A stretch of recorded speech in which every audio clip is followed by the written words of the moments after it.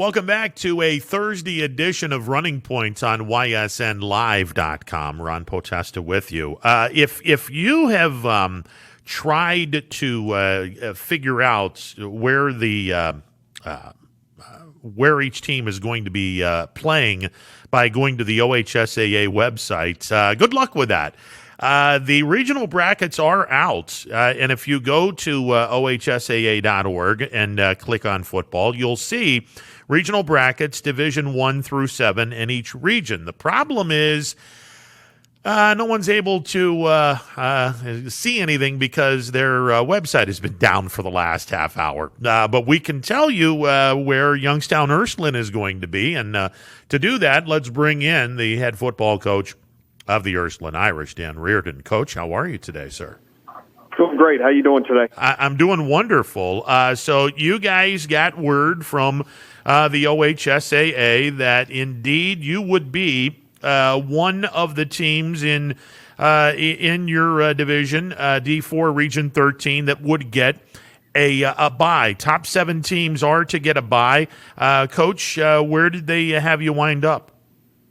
Yeah, we ended up 6th, and I heard your intro there, and I've been trying to get on the website as well to see the actual bracket. I do have the rankings, and I know who we're going to play the winner of and so on, but I don't have a full bracket in front of me. And it's being a 2014 bracket in our region, it's a little bit, it's not as easy as just putting it all together, and even number of 2, 4, 8, 16 or whatever. So at any rate, I'll give you a quick rundown. First in our region is Northwest.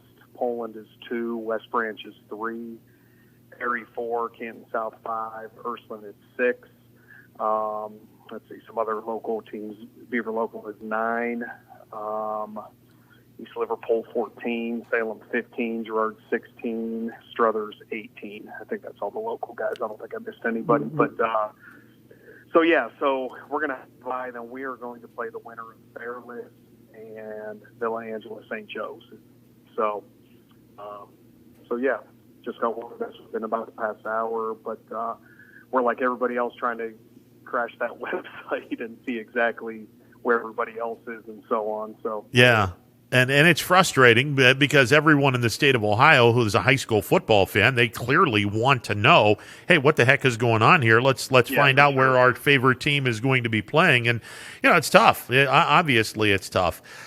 Coach, you have a rival game this week, and this is your second time through as the head football coach at Ursuline. You've also coached at Canton McKinley, and oh, by the way, they happen to have a pretty nice rival as well that you play in the last regular season game. Talk a little bit about the similarities albeit on a smaller scale, but the similarities that exist in a rivalry such as Ursuline and Mooney compared to a rivalry that you were knee deep in when McKinley played Massillon. Yeah, so this will be hard to do without offending any local people, but the McKinley Massillon game is unlike anything else I've ever been a part of, and when you talk about the similarities between the two, I would say the similarities are they're huge events within their own communities. And if you look at the Catholic community, north side and south side of Youngstown, that Ursuline and Mooney is so important to both sides of the equation. And the interesting thing and another similarity would be that between the two games is how many people have ties to both sides. There's McKinley and Massillon are 7 miles apart. So there's cousins and, friends, acquaintances on both sides. When you look at the Ursuline and Mooney rivalry, if you go back to the 1950s, Ursuline was the local parochial school, and they made the decision to build Cardinal Mooney because Ursuline was busting at the seams at the time, and So as a result of that, there's a bunch of families that maybe grandma and grandpa went to Ursuline, but then the next generation went to Mooney because they lived on that side of town, and cousins, whatever, neighbors, whatever. So, there's a strong sense of the kids know each other, and the families know each other, and the communities know each other, and it's very, very important. Again, with both rivalries. The other similarity I would say is just that how many great players and coaches have come through both rivalries over the years and, gone on to play, major college football or coached and, at higher levels or played in the NFL. And, the list is long in both rivalries. Dan Reardon, our guest, he is the head football coach at Ursuline High School. And, Coach, not only a great rival game with Cardinal Mooney, the Steel Valley Conference is in the balance. A victory by Ursuline. You guys sweep through the Steel Valley Conference, having defeated Cheney earlier and Youngstown East earlier. A victory over Cardinal Mooney. You sweep through the conference, and that conference championship is yours. Yeah, and we're in the second year of having the SVC back, and I think that's important to the area, and it's definitely important to our kids to have a championship to play for, and I wouldn't be surprised if the conference expands before too long, but right now it's essentially the Youngstown City series. It's the 4 schools in the Youngstown City limits, as far as that goes. And, we're excited to have a chance. We won a share of it last year. We want to win it outright this year. And obviously Cardinal Mooney is in the way of us doing that. So trying to take care of business tomorrow night. Look, Cardinal Mooney is struggling this year. I don't think that we're breaking any news here. They have been struggling all year long, but regardless of the record, anytime you're taking on your main rival, your arch rival, I've always said throw the records out the window. None of that stuff matters when you're taking on your arch rival, and I'm sure that you would expect nothing more than Cardinal Mooney giving their 110% effort as they always do when they play you guys. Yeah, and you don't have to look very far to use some of those coaching cliches and everything because, people talk about throwing the records out and this game is the only game that matters and everything else. And there's some people that, kind of dismiss that stuff. The thing that I would say is last year, I don't think anybody gave us a chance to win the game. Our kids were highly motivated to defeat them. They hadn't done it for several years. And, it was something that our kids came out very motivated, played their tails off, had a great week of practice, bought into the game plan. And, I think we surprised a lot of people last year.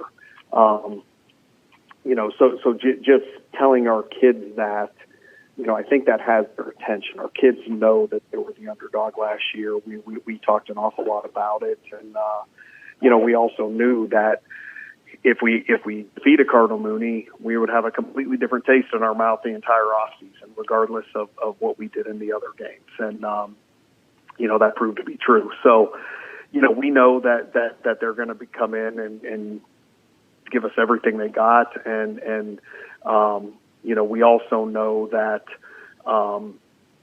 when we play when we play how we're capable, we can play at a very high level. And, in order to do that, we have to have a great week of practice. I think our kids have done a good job this week.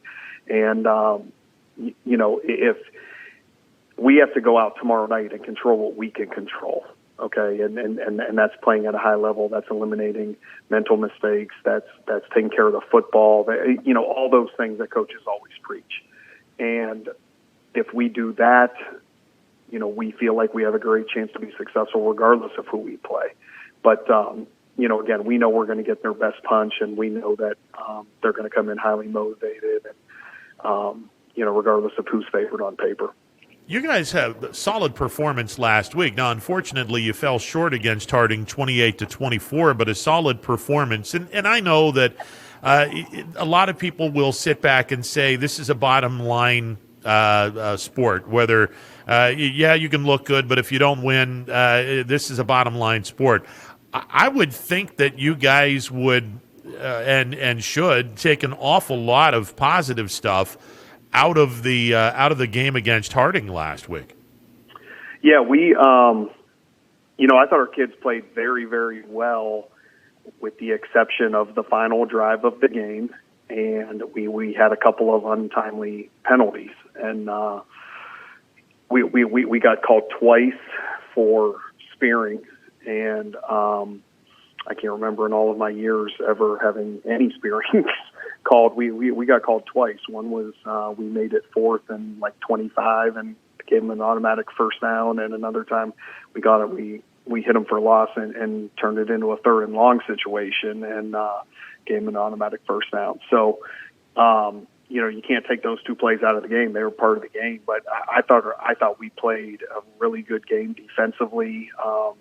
We moved the ball. That said, we had a chance in the 4th quarter to convert a 3rd and short, and we didn't. If we do, we probably win the game. And that's how close the margin of victory can be, unfortunately. But, we played our tails off. They were, they scored with 45 seconds to go to take the lead, and that was they led the game for 45 total seconds, and but led the game for the most important 45 total seconds. So, I was proud of our kids' effort, and anytime you play Warren Harding, I don't care what they're, it's the same thing as playing Mooney. I don't care what the record is. They're going to have really good players. They're well coached, and you have to come out with a great effort, and I thought our kids did.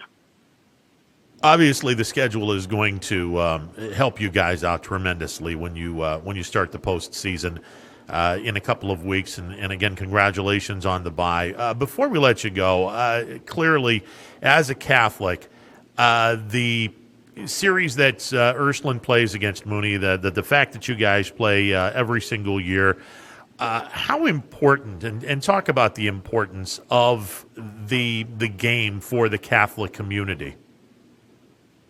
Well, I think it's important, and